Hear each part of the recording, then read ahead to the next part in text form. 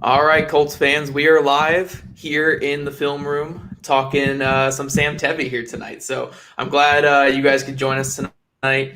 I have Michael Peterson, one of my longtime friends here in this business, and honestly, I'll kind of let you tell it here in a second, Mike. But I've known Mike for a long time. We actually went down to the Senior Bowl a couple years ago, and one of my favorite moments ever at the Senior Bowl is we were in the film room with Arif Hassan, and when you were just calling out the exact run play before it even happened, based off the way the line took their first steps.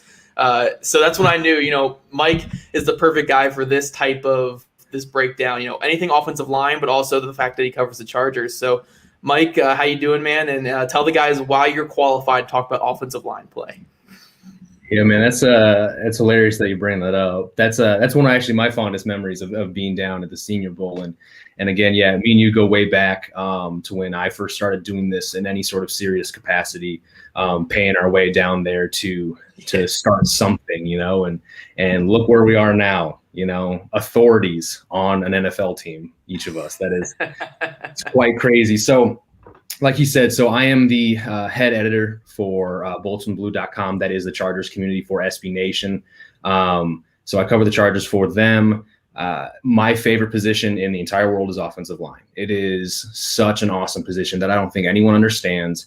And once people kind of come to realize the intricacies, the details, how important it is for them to be almost perfect on every play, or else they just get throttled and torn a new one, especially by fans who don't understand exactly what they're doing. Because they, if a defensive lineman wins at any point, they're lauded as, amazing. But if an offensive lineman does its job, a casual fan has no idea what they just did. If it was impossible, if it was like super physically difficult or anything like that.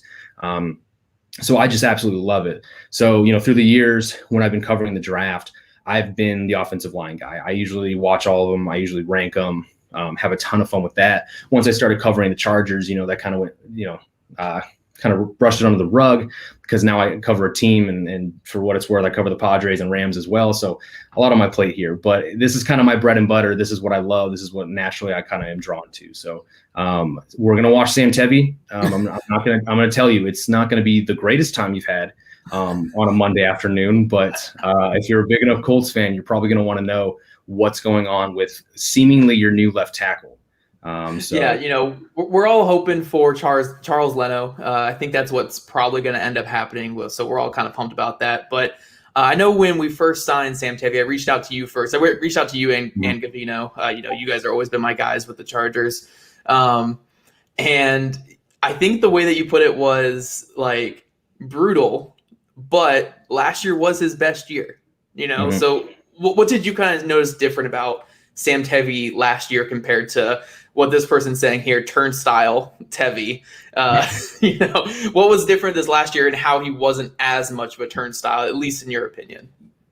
Yeah, so he was originally drafted, I think it was the 17 class. He was a sixth rounder out of Utah. That was the year Garrett Bowles, so one of his former teammates at Utah, went in the first. And so we drafted Tevi, and we're like, oh, okay, like he must be pretty good. He was a part of a good offensive line.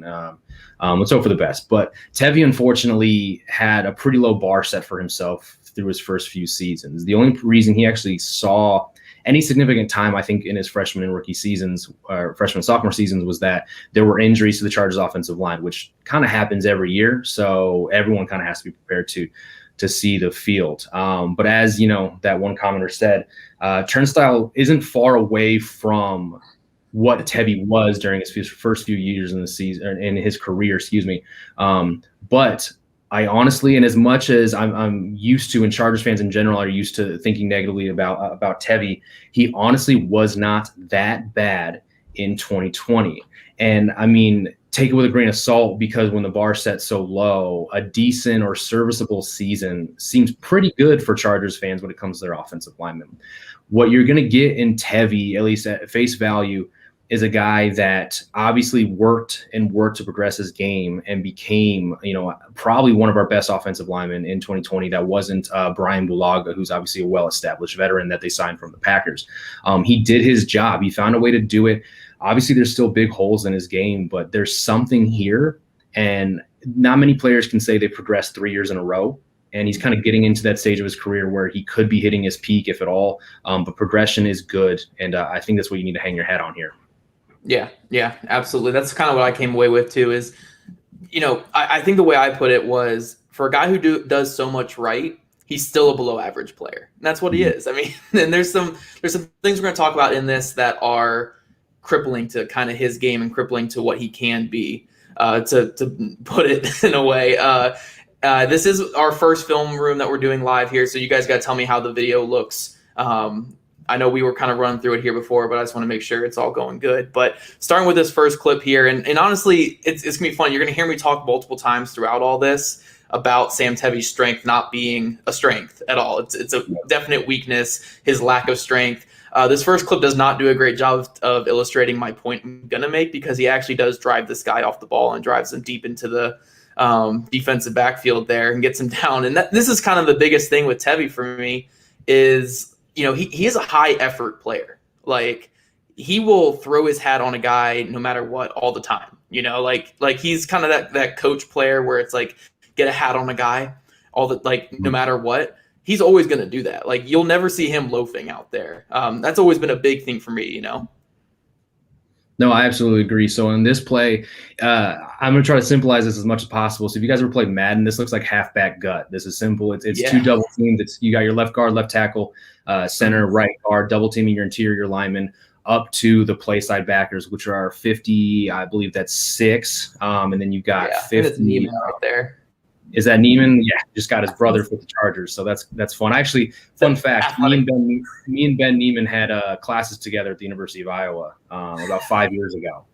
So fun story there. But good kid anyway. I mean, so the movement here, Forrest Lamb does a good job of coming off low, and both of them meet at the defensive lineman. I believe this is Chris Jones. I cannot see the numbers here, but they meet at Jones hip to hip exactly the way you want. They take their quick shuffle steps, 1, 2.5 or 1.5, and meet. So here you can see Sam Tevi's a little bit lower than he normally is.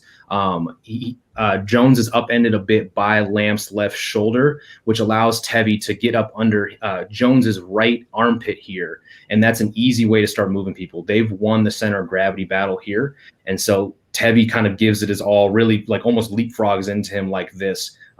Getting real parallel to the ground. And that's why they're able to create this movement. And Lamb feels that. Lamb does a good job of landing good hits and then moving up to the inside backer. And linemen aren't supposed to move whatever. You don't come off the double team until you've communicated that who's going to the backer. Whichever way the backer goes, you read that and make the call out. So they did a really good job there. And I mean, that's a pretty good play to start off with in here.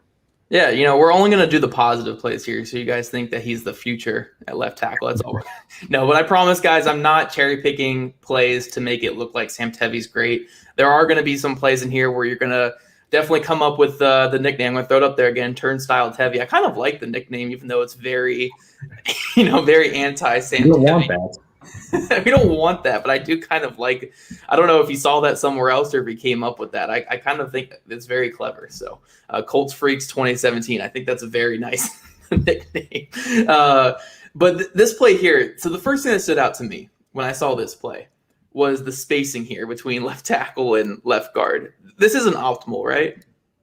No, not exactly, but I believe offensive lines and offensive coordinators have the liberty to, take a few inches here and there to make their jobs easier when it comes to certain plays. So I can't remember this one from when we watched it beforehand, so pardon that. But usually on something like this, the offense maybe says, hey, on this play, if they're running it between Tevi and Lamp here, that they've read and watched the defense and understand that I believe this is Frank Clark, widen with Tevi. And if they know for sure that Clark wants to play this outside technique, outside this 5, that if Tevi scoots out any bit at all, that's going to naturally move Clark out as well. So that's why you see a lot of like college spread offenses, and certain offenses have like, usually it's 1.5 feet or something like that is a normal distance between linemen. Sometimes I've seen offenses go 3 feet, just completely spread this thing out. So this is kind of around the same idea. If you want to go ahead and run this, we can take a look on how this ended up. Maybe. Is it running on your end? No, it is not. Okay, here. This thing, yeah, definitely trying to work through some kinks with this here. There we go. All right, so yeah, he's got that wide space, and he actually cuts across. And I guess that is smart because you're gonna want to leak that tight end to have more space to come out against that wide 9 that you got with Clark. So kind of like you were saying here, by him lining up out here, you have Clark further out, which gives this tight end more space to get out to Clark and kick him out there for that cutback.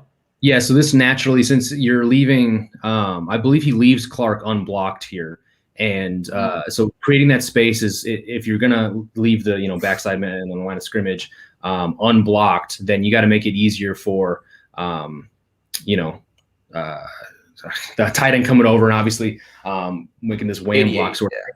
So this is okay. So 88. I'm thinking Hunter Henry here. These numbers are getting me all jumbled up. So 88 comes over. This is roughly split zone. So this is split zone. This is something that Gus Malzahn used to run at Auburn all the time. I love split zone. I love the trickery of it. I love being able to hit it up front, play side if you want, or cut back and hit this natural crease that is created when the tight end is blocking back against the grain the rest of the offensive linemen are. So you're going to see the offensive linemen take roughly their zone steps to the right. Tevi's job here is to, I believe, get the play side backer. And you're going to see Virgil Green come right to left and kick out Clark. Love this a ton. I just think it allows, and I love the zone offense because for those of you guys who don't know, the zone's different from power and gap schemes because in zone, it's not like you 100% say the left guard gets this guy, the center gets this guy. You guys take steps. You all go in a direction. You stay on your tracks. And then if linemen leave your cone, essentially, then you don't go chasing after them because someone's going to come probably into your cone. And if someone comes into your cone, someone leaves, take that guy. I mean, it's a very flexible thing. It allows linemen to make moves on the fly. And if, their guy pre-snap leaves, it doesn't leave them freaking out because they know they have rules to live by. And so they know if again, one guy goes, they know to get the next guy and the next guy, and should those things happen. So this isn't a bad crease. I mean, so you've got Green and Clark going shoulder to shoulder here. Tevi's on the inside shoulder of his defender, and there's your crease. Neiman's coming over the top from the left to be the guy that Kelly needs to run over, make a move on here. But I mean, this isn't blocked all that poorly. Tevi, the one thing Tevi has is, again, lack of strength, but he's an athletic guy. Yeah, he gets there and he gets a good pop. Gets a good pop. I mean, he does his job here. This is a really good play by him where he can use his athleticism.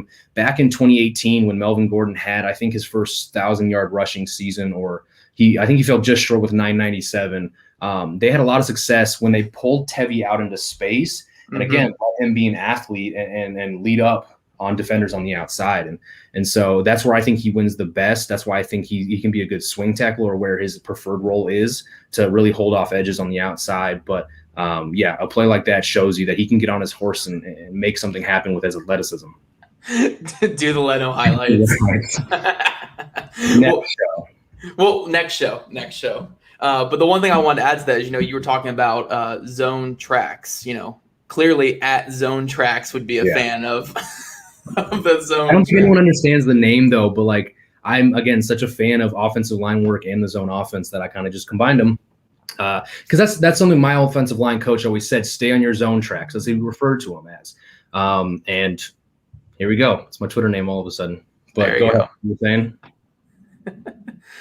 Oh man. Okay. So I'm realizing that downloading the file on here is very, very hard to do. So let me try this thing real quick, and we'll have Mike entertain you guys with song or something while we're. I'm going to try to pull up something else. That's the farthest thing from what I'm going to do. Yeah. But yeah, we could talk about with Tevi. Can't have this guy starting. We just showed 2 good plays, and you guys are already saying that we can't have him starting at left tackle. Look. Here's what we'll talk about while I'm pulling up the clips on a different thing here. But Pro Football Focus grades. This is where people are getting a lot of their hatred of Sam Tevi. I think he was a 73rd ranked offensive tackle according to Pro Football Focus last year. I think he was 58th in 2019 or something. It was something like that. So awful according to Pro Football Focus. I think it was 73rd out of 78 last year. Where do you kind of fall on Pro Football Focus rankings and in stats as an offensive line guy like yourself? Yeah, so with PFF rankings, I always tell people to take them with a grain of salt. I say use them as a baseline. So if you want to know if a player had like a rough idea, if a player had a good or bad year, go look at their grade. Okay. If it says they were average, if it says they were bad, then okay, again, take it with a grain of salt and then go watch the film. And then, gather your own thoughts, make your own opinion. And if it matches, cool. If not, then maybe you can look a little bit harder, think a little bit differently, understand why that may be. One big thing though, I guess I don't know the grades off the top of my head, but in 2019 and 2018, each year, Sam Tevi allowed 8 sacks apiece, 8 even, so 16 over that 2-year span. He only allowed 2 in 2020, which arguably is a huge deal for a guy that is, being nicknamed Turnstile Tevi, right? Like he was a turnstile in 18 and 19, and then arguably was the Chargers' second best lineman in 2020. Now, again, that's only saying so much because the Chargers' offensive line was the worst in the NFL last year. And I believe PFF did a good job of recording that. They were bad. Holy cow, were those grades bad. There we go. But I don't know how you argue with, a guy who went from 16 sacks in 2 seasons to only 2 sacks in 2020. Like that's a huge, jump and improvement in his progression. And so again, if there's any silver lining to be had with Tevi, no matter what his deficiencies are, he's shown that he's getting better and the game's being slowed down a bit. He's playing with a little more nuance. And I think he's figuring out where he's good and where he's not, and then trying to figure out how he can win still with some of these deficiencies. And that's why, like, you could be so much worse at left tackle. Take it from someone who watched 1 million left tackles last year and the year before that.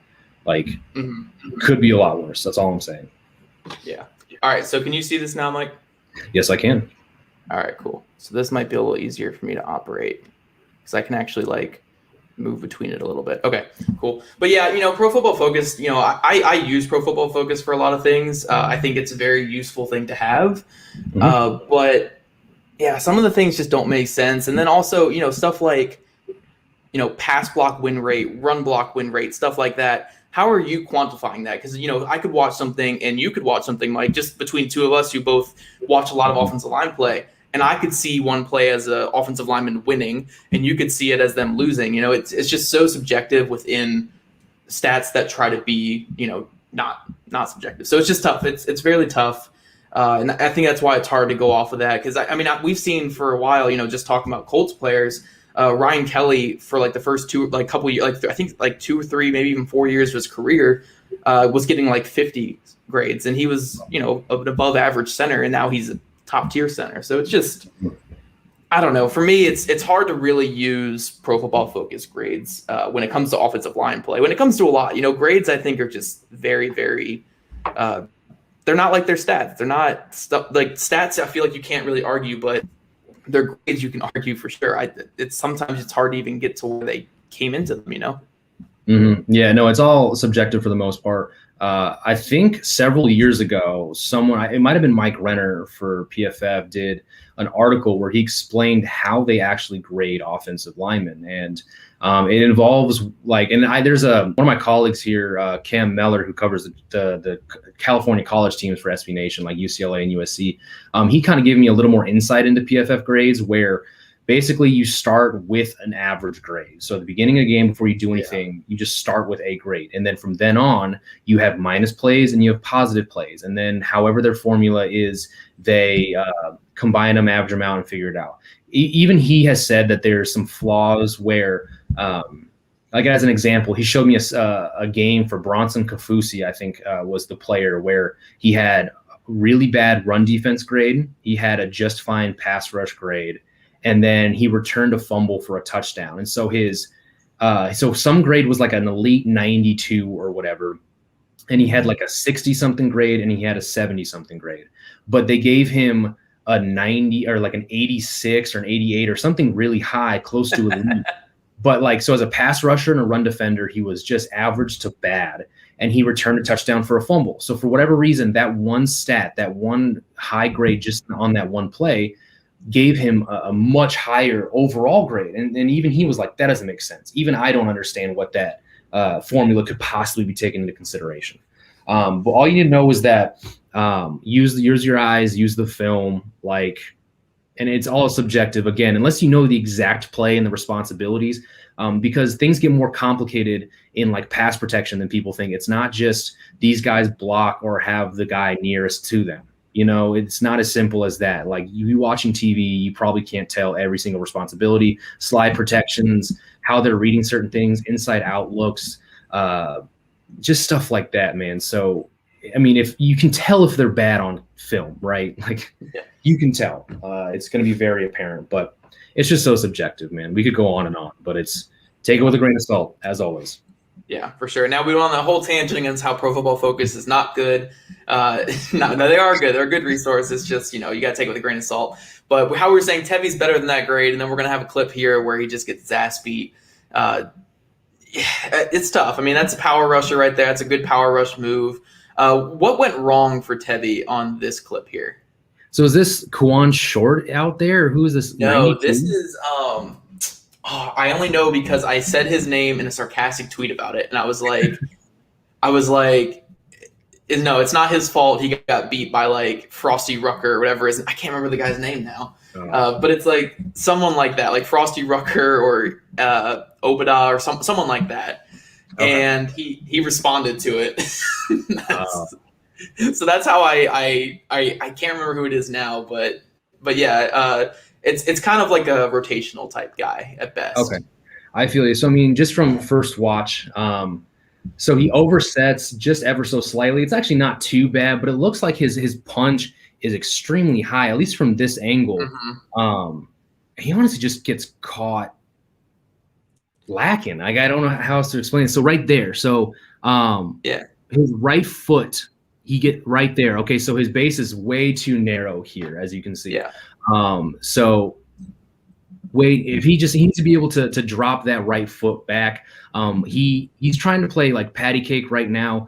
They're in a little bit of a hand fight, obviously, but this guy is able to knock that right hand away to the inside there. Yes, it's tough, man, because he times his punch, his swipe at the exact time where his stance is not maximized by any means, and he's just caught off balance. So this is just a situation where he's got to understand the second he's got to get his foot down faster, honestly.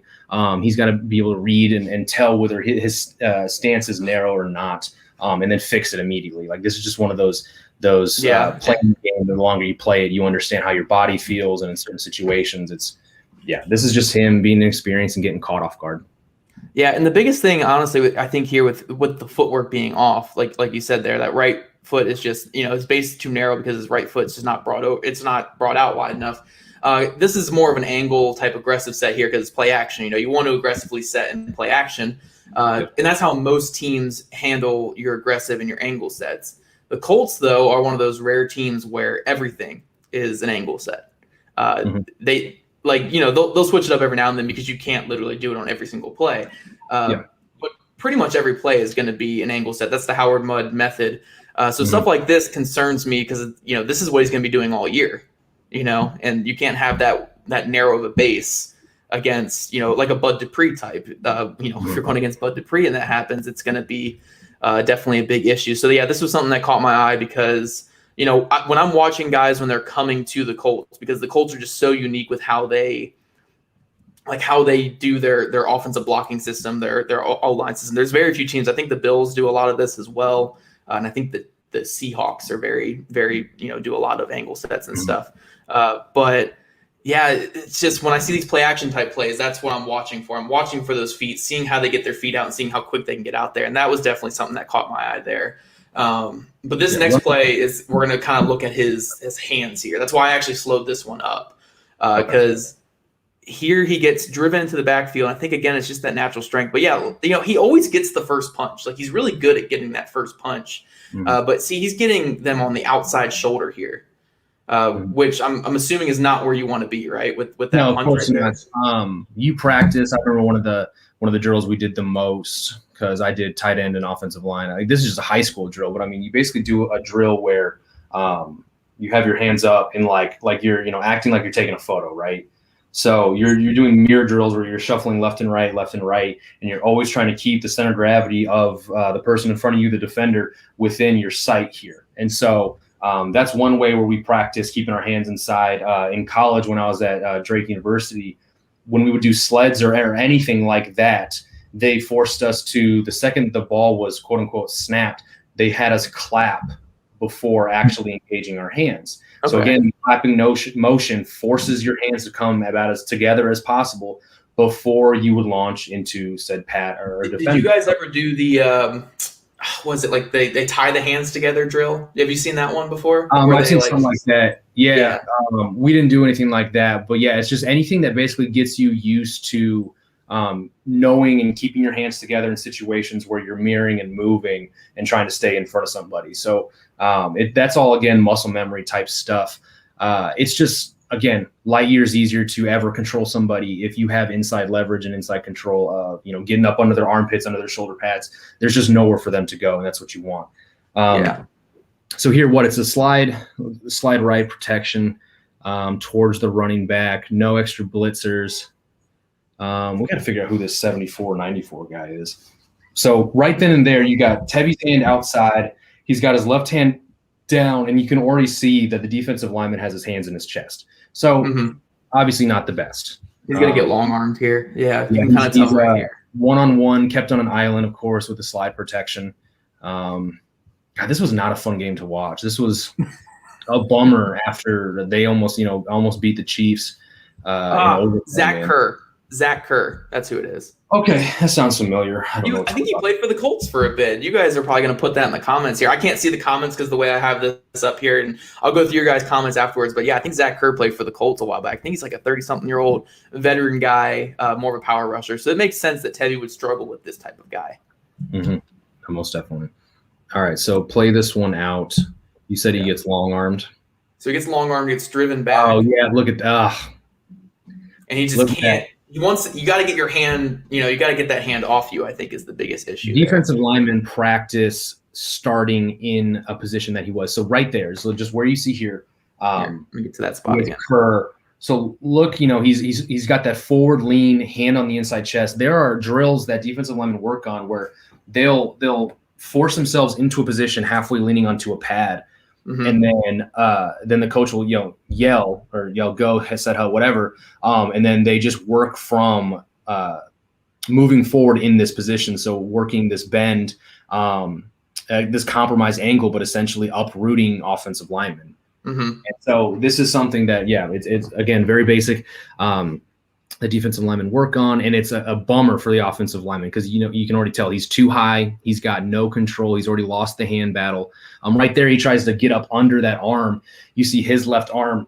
He shoots it, uppercuts it up. But look how strong Kerr's arm is. It goes nowhere. He's trying so hard, and from here on, he's just uprooted and taken back on his heels and walked back.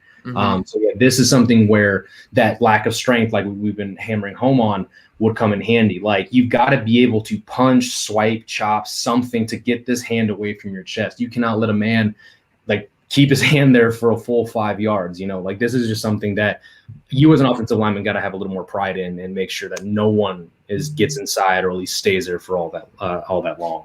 Yeah, it's just because once you get in that position, you can be the best tackle in the world. You're going to get driven back. You have to get that hand off you.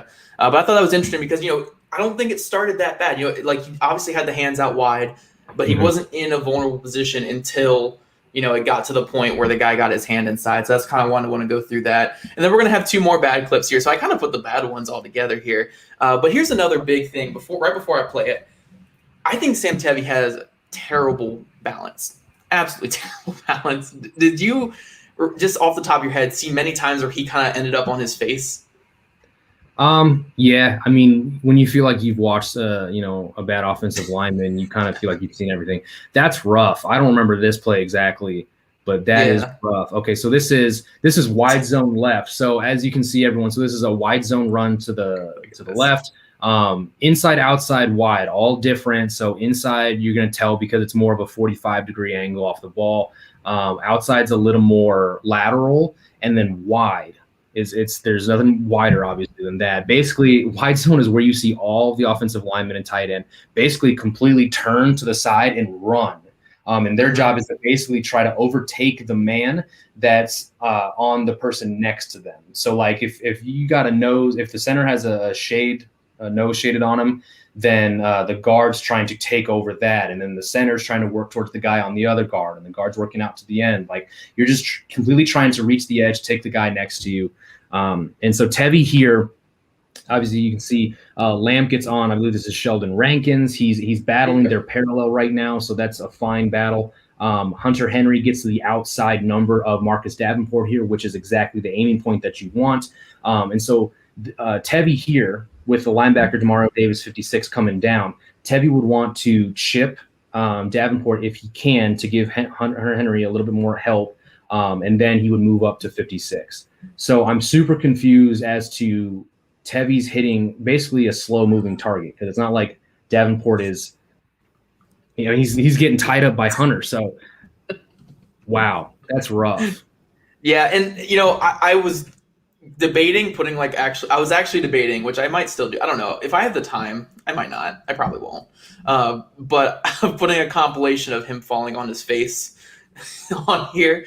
But I felt like this one best encapsulated it. Of just, yeah, it's a lot, man, and it's brutal to watch because there's no real excuse for it. I don't know how it happens. I mean, I want to give him the benefit of the doubt that this might just be bad timing, because when you can see him put his head down a little bit to get into this lunge, which, I mean, you never want to lunge that much when you're offensive lineman anyway. But he sees Davenport and he's like, all right, I do want to lay the wood on here a little bit, help out Hunter. But the second he puts his head down, you can see Davenport move Henry a bit more upfield. Right? Mm-hmm. He hits Henry with this punch, even though Henry's in a good position. I think Davenport gets the better of him, gets a good pop, which pushes him back a couple yards. And so I don't think Tevi was realizing that the momentum, Davenport was going almost through Henry to a degree. Mm-hmm. And so timed it poorly and fell on his face. But again, you don't want to leverage yourself that poorly, that you would want to be able to miss and be like, crap, I did miss, but then catch your balance and maybe be able to go up and get Davis, or at least get a hand on him or something. You just can't fall down like that. Yeah, absolutely. And then this one's going to be brutal to watch as well. Even you and I were just talking, you and I were just shooting the shit beforehand, and you saw this one, you were like, oof. So this one's a little brutal against Trey Hendrickson, who was a really great pass rusher last year. I think he had like 15 sacks. Really good year. I think he was second in the NFL or something like that in sacks. Yeah. And, Tevi gets out there. I think it's an angle set too. He gets out wide on him quick, and then it's just a quick swipe. Yeah, and it's just a quick swipe. Is a fairly large guy, I believe. I mean, I think he's 6'5". So it's not a smaller defender. I mean, the center of gravity battle is going to be even here. It's not like he's at a disadvantage by any means. So he punches. Is this a chops with his what? His left arm. I think, yeah. So basically, yeah. So Tevi gets his hands on the outside of the shoulder, inside the shoulder, which, when a guy's dipping, that's fine. It's just Hendrickson counters it real quick with that quick swipe. I think it's his left. It might be both hands, actually. Yeah, run this thing. I mean, it's just the left. Yeah, it might just be the left. Let me see this. It looks like a double. Both. That's a double. That's what Bosa loves to do, so it's just the two-hand swipe. So he times this pretty well, right on the punch. I mean, because Tevi's hands look like they meet Hendricks' body before he's able to bring his hands back up and swipe through his arms. This is something where you'd like Tevi to kind of feel the swipe coming to a degree where, again, it's take your hands away, replace sort of thing. Part of that hand battle is like to readjust, take them back. If they didn't hit where you want them to, take them back, reestablish, and kind of fight like that. He does look like he does get beat by speed, here a bit as well. Yeah, right there, right where it stopped. You could see Tevi was here, and then on the swipe, it knocked his hand so bad that Tevi was like this with him going around.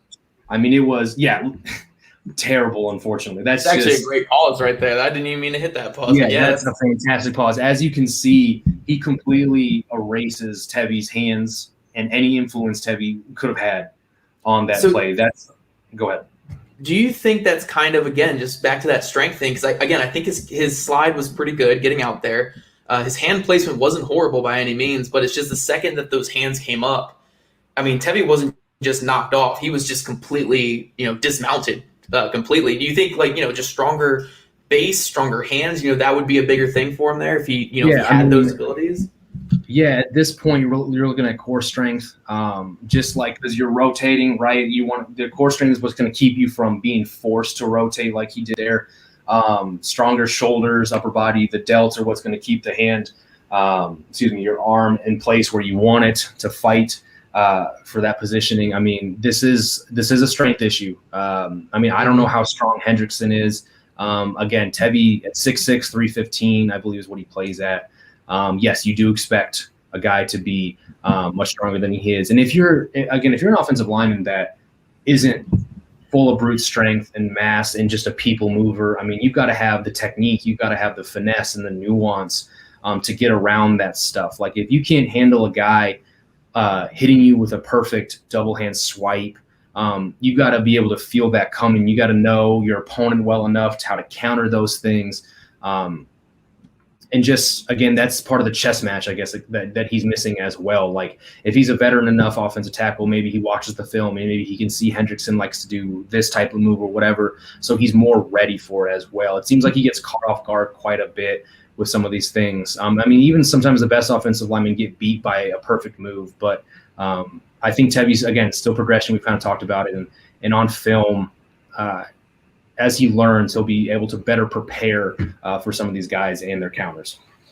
Yeah, absolutely. And then we can get to, Hendrickson, power rusher, and you saw the struggles. Zach Kerr, power rusher, and we saw the struggles. Now we got Caleb on Chison. I think that's how you say his name. Caleb on. I think it's Chasen. Yeah. Chasen, yeah. Undersized rookie, and you can see Tevi. 1 second, here we go. Has some success here. He gets out there, good slide, getting out there. And he's able to get that first punch. He opens his hips a little bit early here. Okay. I think it's Coach Alexander, Bill Alexander, I believe is his name. He works with like Willie Anderson quite a bit. At least they kind of go back and forth on social media. And this coach would tell you that when you're doing when you're pass setting, so this 45 vertical, whatever, you don't want to open up your hips any earlier than you have to. It just allows the defender to then take advantage of a two-way go. Instead of just forcing them to want to go around you to the outside, which again is only giving them one option, and forcing them to do this exact thing helps you predict what they're going to probably or try to do against you. So you don't want to open up this fast. But as you said, he does get out there. He meets him at a set point pretty quickly, but just opens up a little too fast. So if you want to roll this back again.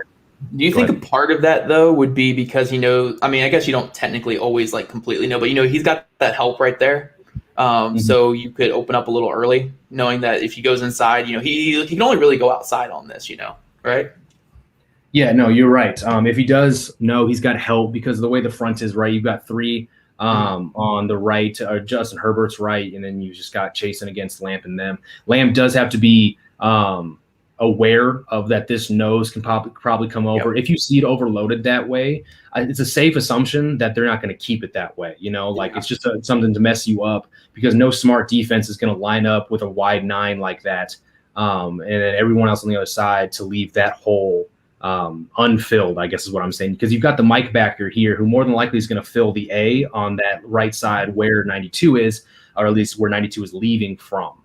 But to answer your question, yes, there's a chance that if it stayed this way, he stays in that backside A gap, then Tevi knew he had help. So this isn't too bad. Again, he opens up, meets him, they hand fight for a little bit, but Chasen doesn't beat him immediately, doesn't really give a lot of ground here. This really isn't too bad. Yeah, and what I like here is, he's making that first contact, because, a big part, especially with the angle sets too, is because the angle set's about, meeting the defender on your terms, not their terms. That the vertical set, the defender is kind of making the turns there. You have your landmark obviously, but angle set, you're pretty much going out and getting them here. So he's getting out there, and then he's making that first contact. And that's a good punch for him. Especially I rarely see him rock defenders, and he actually does rock Chasen there. And then he's able to get that left arm over there well and just holds him up there. I think that's really good. And I don't think the play was supposed to be, him scrambling out to the right. But right before Justin starts scrambling, you can see Tevi hunker down. He gets his hands inside where he wants them, and then watch him do the quick little 2-footed jump here. to really anchor down. And offensive line, you're taught this when you're facing like a bull rush or whatever, being able to dig your heels in, and then right before you feel like they might be toppling you over, you kind of do that jump and reset motion. I mean, you practice this, and it's just a way to slow down bull rushers without getting stuck and then like falling over backwards with them coming on top of you and potentially risking a hold. Like this was actually a really good, clean play from Tevi here. Yeah, and that's why, what you're talking about with the two set there, that's why you see, when a lineman's getting driven back by like a bull rush, you'll see that little hop back or whatever to regain regain your anchor and stuff. Like, I mean, you'll see it all the time. And honestly, it doesn't even mean that they're getting beat. That means they're just trying to reestablish their anchor. And obviously, if it gets into the quarterback, then they're getting beat. But that's just a way to get that two-step and slow everything down and be able to reestablish your positioning on the bull rush. All right, and then we're going to go to that's Justin Herbert making a play, obviously. Then we got right here, we got Sam Tevi yet again. I actually think, this actually made me think of something. Wait. He's always quick out of his stance. Wait, let me see. He's always the first one out. Have you guys been called for a lot of false starts with him? Not a ton, actually, believe it or not. I was looking up Sam Tevi clips, right, on Twitter, just to see what other people tweeted out. And most of them are from other fan bases being like, Sam Tevi jumped off sides here. Why'd they allow this play to happen? But this actually is it's well timed. That's not him jumping off sides. Yeah, that's well timed. Very well timed because the ball is moving backwards in Feeney's hands. It's not out yet, but it's moving back. That's still technically the snap, and Tevi's fine. So Tevi here, it almost was funny about this is so that guy's in a wide 9, this 94. Mm-hmm. Tevi comes out like he's pulling. I mean, the way he turns his shoulders. That's why I put this one in, because I thought it was an interesting looking way that he got out there. This is I mean, this isn't this is like a very lateral pass set here. This isn't a 45. This is much smaller than that. It's like he's trying to get the 45, but he thinks. But this is Dwayne Smoot. Like, he's not going to bend around you. You know what? Roll it again. I think, does Hunter Henry fake at Smoot here to give him the time? Ooh. Yeah. So watch. So Hunter Henry gives him a stutter step, which is supposed to freeze Smoot just enough to give Tevi more time to kind of set up and get into position. That's why I think Tevi takes a little bit of an unorthodox set here. Basically, like he turns to pull, quote unquote, because that's the fastest way he can gain that ground. And then you can see him kind of kick back into his stance and get ready for Smoot. So that's not too bad. I mean, this is, again, it's not coincidental. They're doing this for a reason. And I think they execute this pretty well. He does, it's a quick game, right? He gets the ball out real quickly. Otherwise, I think he gets kind of suckered here a little bit. So Smoot gives him a couple of jab steps and then gets right into his chest. Yeah, right there. And he's kind of off balance, too, once he gets into his chest. He looks like a little bit. Yeah, his feet are almost too far in front of him. He anchors just a little bit, but I don't think if that wasn't a quick game pass, I think Smoot might have been a little too much into Herbert's face than he would have liked. Yeah. All right, guys. So now we're going to make you think Sam Tevi's this great offensive tackle just from these 3 clips here. The Broncos game was actually an enjoyable watch. He did get driven back a couple times, but that's just who Sam Tevi is. It's just kind of how you're going to get it. But he had a couple clips in this game. I don't know who. I think this is against DeMarcus Walker. Smaller guy. I think that's 59. So it looks like Von Miller, but it's not. It's like 59. He wouldn't be. Sam Tevi would not be doing what he's about to do to this guy, to Von Miller. But kind of like what we looked at earlier, where he got long armed, he got driven back into the quarterback. Here he gets long armed, but he gets that arm right over top, and he's able to knock it down and get the. Actually, that's Bradley Chubb. Okay, so 55. So it's against a pretty good. That's a great win for him right there. But yeah, he gets that long arm inside, gets a good punch, and then he's able to get that arm over top and bring him down. I mean, I think this is probably like you said. I think before we were watching this is the best. This is the best pass blocking clip I've seen from Sam Tevi. Mm-hmm. Yeah, this is absolutely fantastic. Offensive linemen, especially obviously when it gets to the NFL, need to know the cues and things to proc something like this. So he knows that he should know when he sees a long arm, feels that in the chest, sees them not even trying to get their second hand into him, that should instantly tell his mind to snatch that arm and obviously pull it down, because the defensive lineman is about to be in a very unorthodox, a very unbalanced position, and it's an easy, trap like this. So this is what I'm talking about. It's a move that usually veteran, well-established offensive linemen know, because they've been through it so many times. It's just second nature, You want to start having these things become second nature, because if you got to keep thinking about, what move you need to do against what, instead of it all happening fluidly, you're going to get beat, because you're going to be stuck thinking when you should just be doing, Yeah. I thought this is just a great rep. Like, I could watch it all day. Really, really good rep from him. I mean, look at Chubb just flying. Yeah. He's just looking up. He can't believe Sam Tevi got him like that. Now, and then this is kind of actually a perfect way, because remember that Saints clip? I think this is going to be the exact type of run play where, you got the whole line moving out to the wide zone, and you're going to see Tevi actually do this at a really high level here, just like the Saints play, where he kicks the guy out, and then he's going to quickly get his head out and get that safety. And I would like to see him get a little, he kind of like falls first and then dives forward, but got the job done regardless. You like to see him get a little more of the body there, but this is just a great play, and he's the one who paves the way here on this big run. I mean, this is actually everything he should have done on that Saints play, but he fell down, or Davenport got too much push here. But this is just outstanding play, I think. Yeah, besides Tevi, I mean, we got to give a shout out to Forrest Lamp here. God rest his soul with the Bills now. But Forrest Lamp does a hell of a job cutting off this 3 technique here. In that Saints play, the center and Lamp double team the 3 on the play side, and he never truly beat him or wrapped around him like this. Lamp works, and is able to completely cut off this 3 tech. And with that middle linebacker play side, I think that's Alexander Johnson. I believe he obviously shooting for the play side A gap, and he's just going to take himself out of the play. Like his keys. He's playing this wrong, just because his key should see how lateral all these guys are moving. He's keying the running back is what he keys, and the running back's doing. If he's keying the running back, then yeah, for sure. Then that's probably taking him, because otherwise, if let's just say he's sticking with his responsibility, that A gap. I mean, then who's getting this back, or the play side B? It's just going to be wide open. And so when Forrest Lamp is able to do this, I guarantee you, Forrest Lamp's man is probably in this play side B.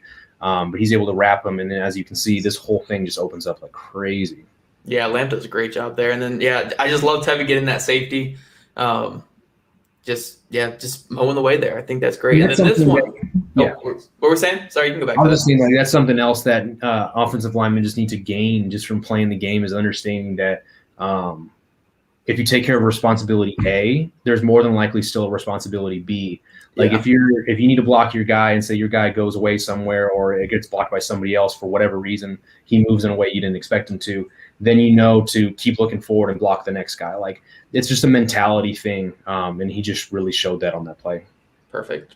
And then here, I had to throw this in just because Howard Mudd has such an influence over the Colts, even though unfortunately he passed away this past year, but his influence is even shown on plays like this. You can see guys like this in the NFL. And then part of my theory is this is one of the reasons why the Colts signed Sam Tevi here, because this is a Howard Mudd block. Have you ever heard Howard Mudd's quote on the ass block before? Oh, yeah.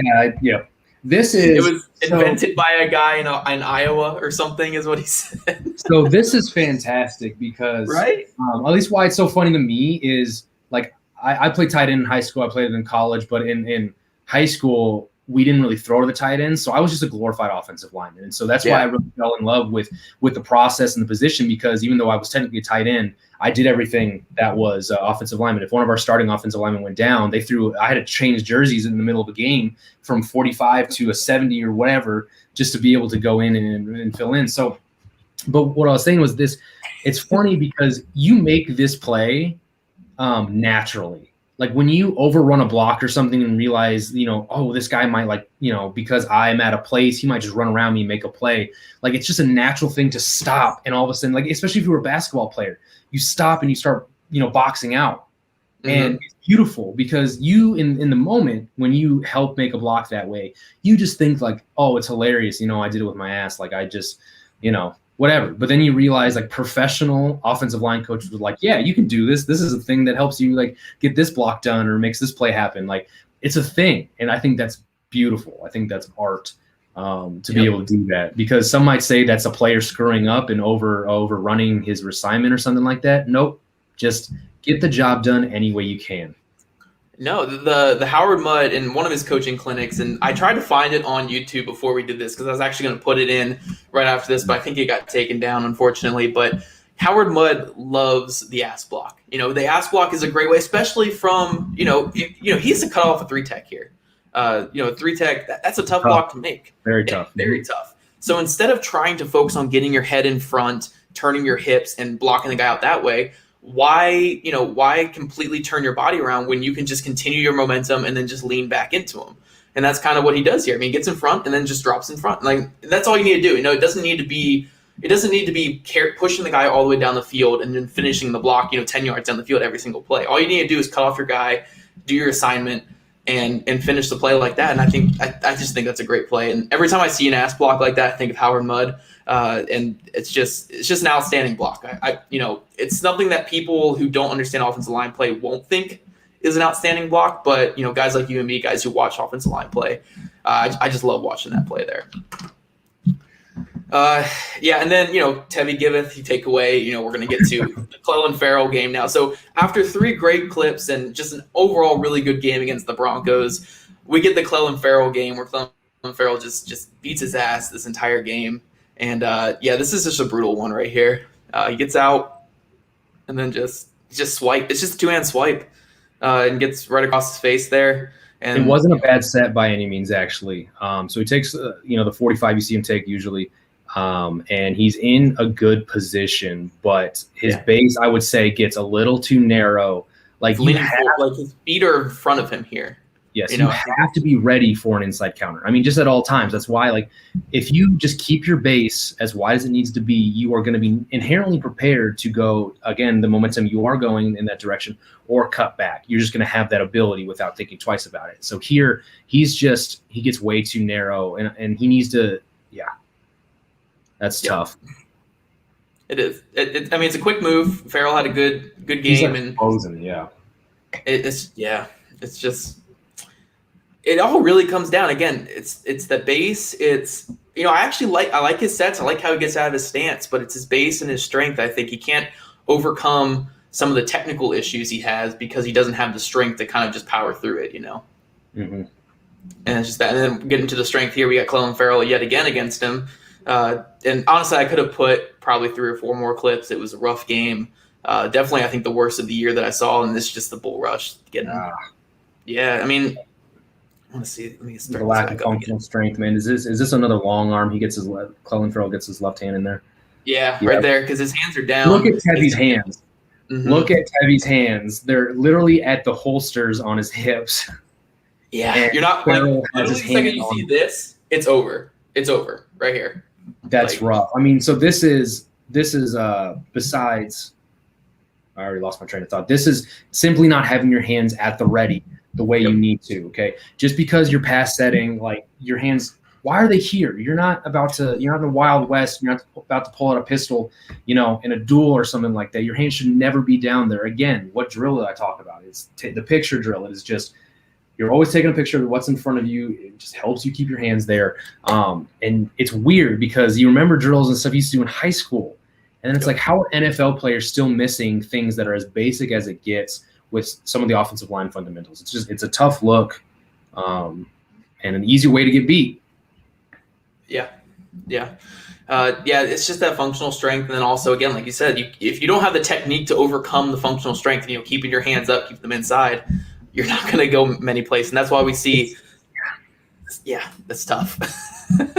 Again, it's not a veteran savvy thing. It is just it's incredibly basic. And unfortunately, if you can't nail those little things, I mean, that's why coaches and people stress the little things so much. If you can't do the little things right, you're never probably going to achieve the bigger things.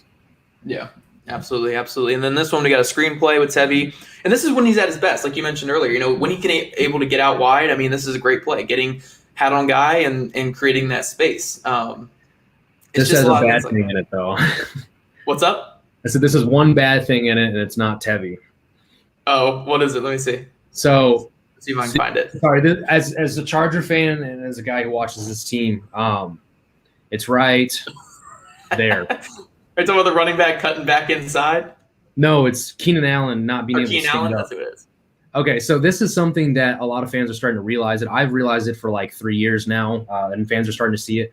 Keenan Allen, as good as he is in all facets of the game, he has a weird thing where I don't know if he's like attempting cuts that are out of his ankle's ability to make or whatever. He falls all the time at the end of runs. Like he's running after the catch, screen passes like this. Like you can see before anyone really gets near him, he starts going down. And this is all the time. All the time. I know we're talking about Sam Tevi here, but Keenan Allen, amazing. All-pro, Pro Bowl receiver, whatever. He's got to learn to stand up. Love him. Learn to stand up. It's just annoying because you're missing yards. That's it. You're just missing important yards, and it all adds up. Yeah. All right, Rivers and Melvin Gordon, throwback. Yeah, so these last two clips are more just fun ones. I just want to throw them in there just to show, again, the effort that Tevi does and the athleticism he has. And why I kind of, I've jokingly been saying, like, I'm a fan of Sam Tevi. Because honestly, I'll tell you this right now, Mike. When the Colts signed him, I looked at a couple of his games, and I was like, oh, shit, this guy's awful. Like, just terrible. And so I was tweeting through it. I was tweeting through how awful this is, and it's a horrible signing. And then I kept watching, and I was like, shit, I kind of like this guy. Like, I kind of like him. And this is just two clips here kind of to show, again, why I kind of like this guy. Just great effort. This is a play where I think Brandon Thorne put it on Twitter, but, he has the awareness to see these two guys who could disrupt this reverse play, and he's been able to get his head in front and take out both guys. I just love the effort that he plays with. It's always been something that I love seeing out of just any position, but something like that, his just great effort getting back on this and taking out two guys. Yeah, this is obviously a high point for him. That's a play where you got to have pretty good awareness. Yep. He gets out there to lead block and is able to be aware that there's two guys running inside that could potentially run down that ball carrier before he gets out to the edge. So him coming back and just like he's an athlete. Like what you're going to get still, no matter what, is a guy who is a good athlete for the position. Again, 6'6", 315, and can run. He's a fairly smooth runner in space. But he's able to put his foot in the ground and get back just enough to lay a little bit of a hit, which then knocks one guy into the other and opens that play up. He deserves that. That's him as a player. He's going to have some of these things. You just got to take the bad with the good, unfortunately, right now. Yeah, this is why his best role is definitely as a swing tackle. But his last one here, and actually 53, I think, is the same linebacker. I think it's Wilson. It's Anthony Hitchens, I think. Hitchens. Yeah, former Iowa Hawkeye. Same guy that he lit up in the second clip we showed. He's actually going to get him again here. He's going to get outside here on Justin Houston, and then he's going to come back in and just take him out in the play.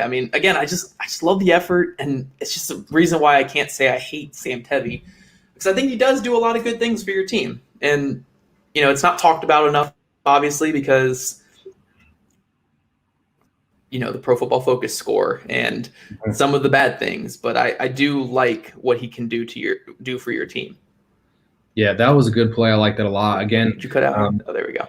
Double teamed with a tight end, Virgil Green, got hip to hip on that defensive lineman. And then with that play, I'm guessing it was supposed to cut back like that, and understanding that the first motion the running back's going is going to take that linebacker inside. And if the plan is then to cut back out, that Tevi knows that linebacker is going to come to him. And so he can take advantage of just the natural motion that linebacker is going to go in with his keys to lay a big hit like that. And again, that's knowing like everything. That's the big picture stuff, everything clicking type of play that you hope, he's working towards more on a consistent basis.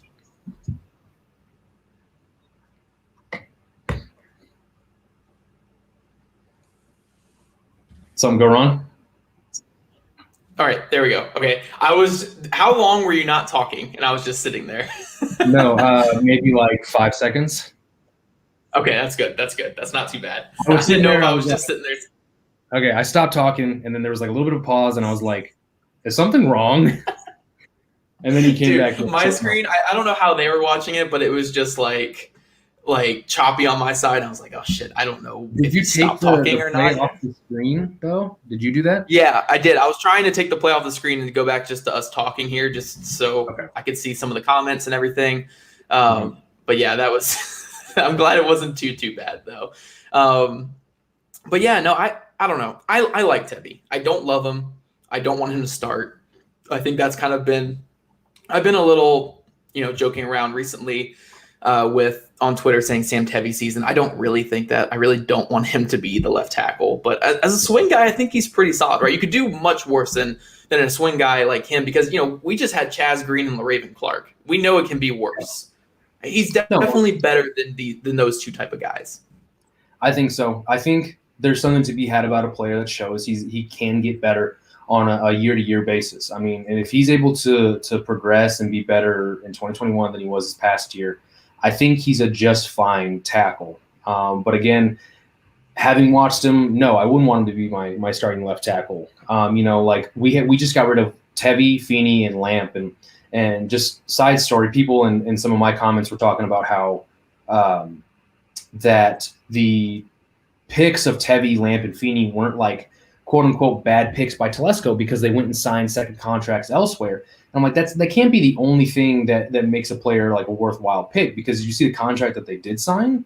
Like Feeney, I don't think Feeney's going to start at center for the Jets. I mean, he might, but I mean, the deal was what, like $3 million or something, or Yeah. it was something small. And same thing with Lamp and Tevi as well. I mean, these are like $4 or $5 or less $1 million deals yearly for these three linemen. I'm like, that doesn't constitute like a really good lineman. If anything, that constitutes just like depth, or Yep. you just don't want to spend a lot of money on a position, meaning that like it's not like a starter you're coveting. It's just a guy you kind of need because you want to spend money elsewhere. So, and that's what I think he is. I think of those three, though, honestly, if I was going to re-sign them, I would have signed Lamp because he's just been my draft crush and who he was for so long. And then I would have signed Tevi. I would not have signed Feeney, but like I would have been fine if Tevi came back in some shape or form, preferably as a swing tackle.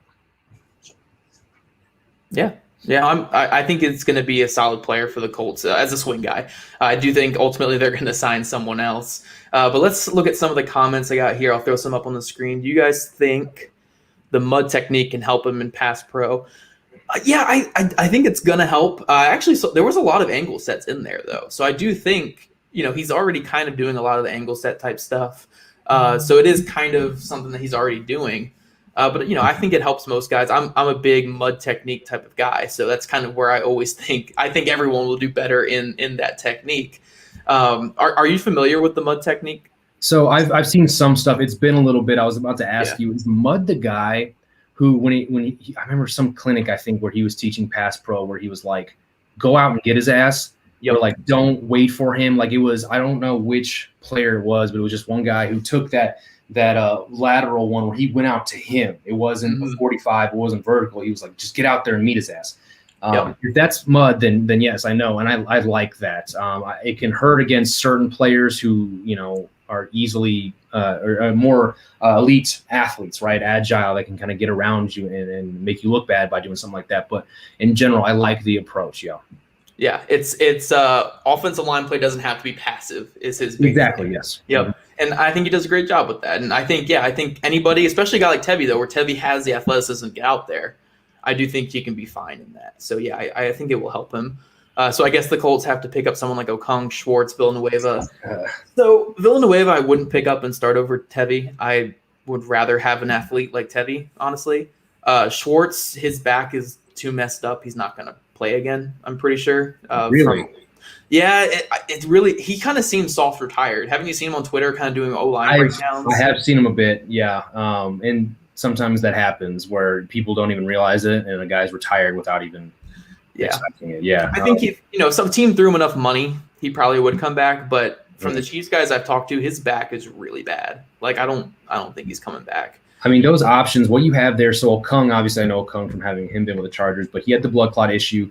And then I didn't really follow him this past year with the Panthers. I thought he was hurt a little too much for their liking. It seems like nobody won the Trey Turner, Russell Okung trade. Like it went really bad for the Chargers because Trey was never out there. And when he was by far the worst offensive lineman, unfortunately. Schwartz, what you're saying is, might be a soft retirement, may never play again. So if he's not even an option. And then Villanueva, man, he is older. I don't know if he's the best for what the Colts want to do. Are you guys more of a power run scheme? Do you run a lot of zone? They run a little bit of zone, yeah. They do. They allow the traps and whams, a lot of zone type stuff, but they usually use their tight ends with that. So they'll usually have it's kind of like a power type with the line, and then you'll have the tight ends kind of doing the pulling in the the traps and stuff like that. But yeah, they need their linemen to be athletic. And I don't think Villanueva. I mean, honestly, if we're talking veteran that they're going to bring in, it's Charles Leno. Charles Leno is the one that makes the most sense. I don't think it's going to be any of these guys. I'm pretty sure. I don't even know if we have enough Bitcoin to pay Okung, so I don't know if that one's going to happen. I don't know what it is about former Chargers and Bitcoin because Sean Colkin, if you remember him, he was a former UDFA. He's now with the Chiefs, I believe. He has a podcast with Hunter Henry right now called Flow Bros, but he became the first NFL player to have his full salary in Bitcoin. Okung just did half of it. Colkin did his full like $900,000 or whatever it is in Bitcoin. So. Oh my gosh. Yeah. We got one. Michael, honest opinion. Are you glad he's no longer your left tackle? What made you want to ask that? You getting a sense, or your spidey senses tingling? Yeah. So I enjoyed Tevi for who he was as a person. I enjoyed his progression. It was obvious that he was working at his craft and getting better on a year-by-year basis. But yes, I am so thrilled that he is gone, just from a standpoint that over the Anthony Lynn regime, the Mike McCoy regime, they were just so bad at collecting offensive linemen, drafting offensive linemen, and no matter what they did, they never put a good product out there. And so I've been saying since before this season that the Chargers need to blow this up. Unfortunately, fortunately, the contracts for like Tevi, Feeney, Lamp, all those guys came up, and then they had the ripcord to pull on the Trey Turner deal, and they were finally able to do that. So, what I've been fine with Tevi coming back, in a swing tackle role, and if they did all the line changes they did this offseason with Lindsley and Filer, and then we're like, all right, but Tevi's got to come back because he's a cheap left tackle, and maybe they weren't in a place to get a Slater, probably would have been fine. It wouldn't have been ideal, but just it feels good to just have all that bad baggage out of the roster, out of the team now, because those players, unfortunately, were tied to Lynn and the seasons where we just like blew leads and just did a bunch of bad things and were embarrassing. And it's just good to have that fresh start. So I wish him the best. I think he's going to be good for you guys, depending on the role he plays. But yes, long story short, I'm happy. Yeah. What else we got here? We got he has no leverage. He's so upright and over his feet. No, you are correct. I mean, he's 6'5", I believe. I don't think he's closer to 6'5". We got a bunch from him too. It's just look at his feet. Yes, his base is so bad. Yes, he doesn't have any forward lean. So he's pointing out pretty much everything we said. All those plays where he was getting beat, he was getting caught with a very narrow base. He wasn't lowering his center of gravity. He wasn't trying to help his leverage out whatsoever. And that's weird because he's an athlete, like we've shown. So he should have that bend. He should have the ability to be a knee bender, but for whatever reason, man, this one here, Chubb did not trip on that snatch. No, he got snapped. I don't know who he would have tripped on. I don't know. Yeah, he was only on he got tripped because he got his momentum pulled down in front. No, that's what I'm. Yeah, so there was no trip. Nobody hit his foot, is what we were saying. Yeah, he was almost parallel with the ground, leaning into Tevi. And so, of course, you ever been sitting on a desk like this and someone knocked your hand away? Yeah. You see it in movies and stuff all the time. It's the same concept. This is the only thing keeping your head up. If you were to move this suddenly, you're going to fall, and that's exactly what happened, and that's what the snatch grab technique is. Yeah, look, we can talk bad about all the other Tevi clips. That one was great. I absolutely love that one. You can trash on every other game he played last year, not that Broncos game. I'm always going to have that Broncos game. You got to learn to be realistic with this stuff. Even as much as I loathed watching the bad offensive linemen who played for the Chargers, Tevi unfortunately being one of those guys for several years, you got to learn to give them their just due. If they do something good, acknowledge it. Otherwise, you're going to get into a hole where if it's not perfect, then you think it's bad, and that's just far from the case. Yeah, no, this isn't what happened, Colts freak. That's not basically what happened. Is again he leaned into him, and the resistance was that Tevi hit down on his arm.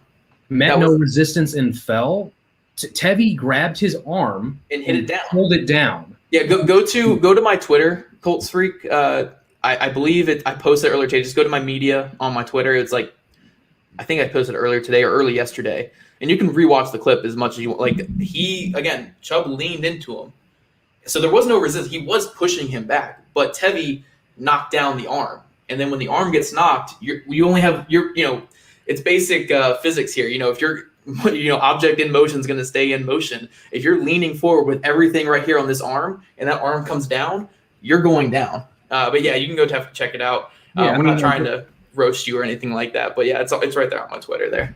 Chubb would not have just fallen flat on his face unless you can show me like someone kicked his feet out from under him, or Tevi went like this and backed up and just fell. Like you can see, like it's a very veteran savvy technique that offensive tackles use, because when they want to lean in with a long arm, what's an easy way to stop that? Rip it down and make them fall on their face because they're off bound. The only thing keeping them up is their hand on the offensive tackle's breastplate. So just watch it. It's an awesome thing when offensive linemen do it, because they're just kind of gets your blood pumping. Yeah. And then we got everyone Charles Leno is just ruining the film breakdown, honestly. That's fine. That's what it is. Well, we'll talk all about Charles Leno next week is what we'll do when they get signed, hopefully. But yeah, I don't know if he actually knew that Leno was going to be available. I don't think, because I believe Leno is repped by, I want to say BTI is the agency. And I think the Colts only have one player that's repped by them. I think it's Molly Cox. It's not even like a huge name player. So I don't think he has a great relationship like with that agency. Like if it was, so the Colts actually have an agency right down the road from them called Exclusive.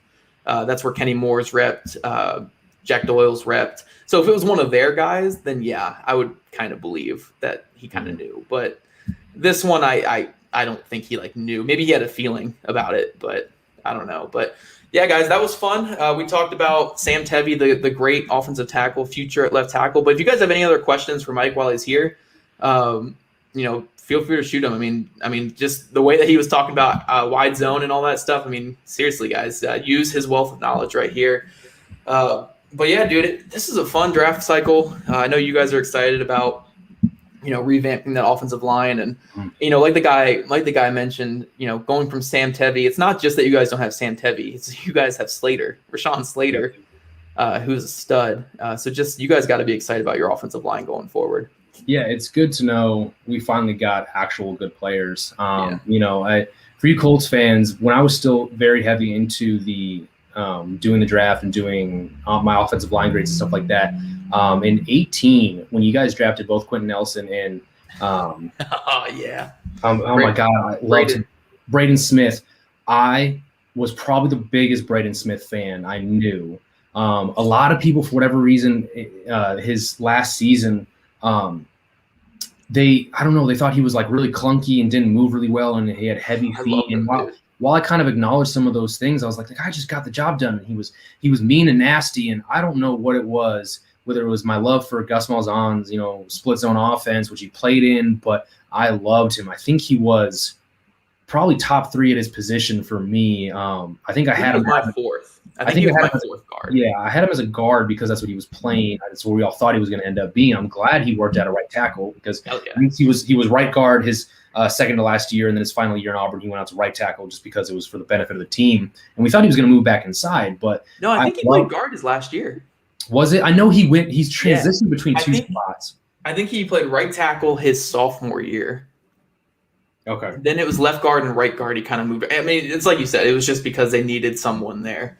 But yeah, I think he was guard his last 2 years, and then they only put him at right tackle because they had injuries with the Colts. And so I love those 2 picks. It was probably my 2 favorite offensive linemen from that draft, and you guys got them. So I kind of became a fan, at least, of the Colts in that manner. I loved their offensive line. I love those 2 players, and there's just a ton of fun. So the fact that the Chargers didn't get them, was a huge bummer, and I went through several more years of painful offensive line play, and now my Chargers finally got a first-round tackle on top of an all-pro center and a bunch of other guys that are pretty good at the game of football. So it's going to be amazing. I absolutely cannot wait. Yeah, we'll have to do a breakdown of Braden Smith's game. We'll do one of these with Braden Smith because last year he finished the year with, I think he played like 800 snaps or something, or 700 snaps, whatever it was. Only one quarterback hit allowed and 0 sacks allowed. I mean, obviously playing with Phillip Rivers helps because Rivers got rid of the ball at the second fastest rate in the league. But he was great last year, man. He's really ascended to being one of the top right tackles in football. And a lot of it is the Howard Mudd technique where he's, he is a little stiff when it comes to guys getting around him. Speed rushers are going to give him some issues. But what kind of mitigates that is that Howard Mudd technique where he's able to get out super quick because he's this elite, explosive athlete. Mm-hmm. And he just locks guys super strong. Yeah. Very strong guy. Yeah, once he gets his hand on a guy, he's able to hold. It's the opposite of Tevi, complete opposite of Tevi. I think I did a joke where, the two offensive tackles that the Colts assigned this offseason have been Sam Tevi and Julian Davenport. Julian Davenport's atrocious. We're not doing one of these for Julian Davenport. No chance. I like Sam Tevi. We're not doing that with Julian Davenport. But their bench presses combined are still like 5 less than Braden Smith's. Mm-hmm. Sounds about right. Tevi's was like 18. I think Davenport's was 35 or 17. Sorry, and then Braden Smith's was like 40. Yeah, it was up there. I knew that for sure. It was close to like 40. 40. Yeah, and I mean, remember this, Colts fans. Sam Tevi will be playing next to Quentin Nelson. Yeah. Now, there's no other team in the NFL who has a Quentin Nelson at left guard. Yep. So I would like to think that's a way better situation as opposed to playing next to a Forrest Lamp or in 19. I'm already blank. Oh, a Dan Feeney who was that left guard for 19 and 18. So I would like to think Tevi has a way better shot of looking a lot better due to the people around him. And I guarantee you someone like Nelson is going to do what he can to help Tevi and make him look a lot better than he ever did with the Chargers. Yeah, and a big thing with that too is, before we take up too much time, we'll jump off here soon, guys, but a big thing with that too is, the Colts in 2018, when Braden Smith went out to right tackle, he wasn't great. He wasn't. It was his first time at right tackle in like 4 years. But the Colts with Frank Reich have a very quick hitting offense, and they're really good at helping their weak link on the offensive line. With a lot of running back chips, tight end help. They have really good blocking tight ends in Jack Doyle, which, I'll throw this up here. Jack Doyle and Mo Cox, those guys are really great at blocking. So they were able to help a weaker spot. Now, the Chargers offense, especially last year, was a very downfield, we're going to throw the ball deep a lot last year. That's really hard on an offensive tackle. Especially when you don't have a Quentin Nelson next to you. So you got to take those factors in where, Sam Tevi might not be great, but you're going to go to an offense that's quick hitting next to Quentin Nelson, and you're going to have tight ends and running backs that are able to chip and help. Mm-hmm. He's going to look much better than what he would in that Chargers offense, especially last year. Yeah, I absolutely agree. It's such a good situation. If I was Sam Tevi, I'd be like over the moon right now. They gave him a pretty decent contract too. I think it was like $3.5 million. So not huge, but that's like the biggest contract they've given to a other free agent this year. Mm-hmm. So I like Sam Tevi. I'm a big fan of what he can do, while I also acknowledge what he can't do. And there's a lot of issues, obviously, with it's more of natural issues, not really him. It's more of, he doesn't have that natural strength, and he doesn't have the technique completely down that a veteran would have to kind of mitigate that strength. So if he can get to the point where his technique is top tier, then he can overcome it. But until then, he's going to be a flawed tackle who does so many things right. I enjoy watching him. But yeah, I hope you guys enjoyed watching him too. And obviously the comments did not turnstile Tevi. But Charles Leno will be our guy, I'm assuming. But Mike, I do appreciate you joining me tonight and talking some Sam Tevi. I know if I asked any other Chargers fan, they would not want to talk Sam Tevi for an hour. And probably super true, yeah. Being honest, yeah. Unless you would just get on here and be like, no, he did right here, shit. You'd just be like Colts freak. That's what you would be. The whole night would be like Colts freak 2017. What was it? Turnstile Tevi. What else did he throw in here? He threw so many things. He's only good at the lookout block. Yeah, man, if this was 2018, I'd probably have a lot more to say. But his eyes closed on that one. Dude, Colts freak was going in on him the entire – look out, Justin, here he comes. Sounds about right, man. Yeah, man. Yeah. Oh, that was the one that he asked you earlier. But, yeah, I don't know. I like Tevi. And honestly, I'm an arrogant guy when it comes to my film stuff, and for me to quickly switch like I did, uh, I appreciate that a par 45. We try to throw out, we're gonna try to do more film stuff like this here at the channel, but I'm an arrogant guy when it comes to my film stuff. I want to say that I'm right, even my first take reaction. So for me to come quickly around on Tevi, literally after trashing on him for like the first 10 minutes of the Colts having him, that just says that I do like him. And I hope he doesn't start any games left tackle with me saying that.